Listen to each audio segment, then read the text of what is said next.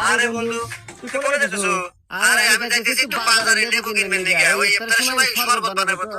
হ্যাঁ লেবু কিনবেন জায়গা? লেবুর গায়ে আগুন, আলুর দাম 180। ওই আর কি আর ভাই কিনা তো নাই কারণ আমার পরিবারের সবাই রোজাদার ব্যক্তি। ও তুই রোজা আছো তো? এটা কোনো কথা কইলো? আমি রোজা থাকবো না? আরে পাগল, একটু বছর পর পরে একটু রমজান মাস আসে। আল্লাহর এটা রহমতের মাস, মানুষের পরিবর্তন হওয়ার মাস। আর এই রোজার মাসে রোজা থাকবো না? আরে পাঁচ ওয়াক্ত নামাজ এবং 33টা রোজা রাখতেই হবে। এটা আল্লাহর হুকুম, মানতেই হবে। তোরা তো রোজা আছিস নাকি? আরে হ্যাঁ পাগল, রোজা থাকবো না? আল্লাহ এরকম একটা রহমতের মাস দিয়েছে আমাদের মাঝে। নামাজ কালাম রোজা সবকিছু বেশি বেশি করব, ডবল ডবল সওয়াব নেকি সব পাবো আমরা। আর ভাই একটা বছর পর পর আমাদের মাঝে এই রমজান মাস আসে, বিশাল ইবাদতের মাস।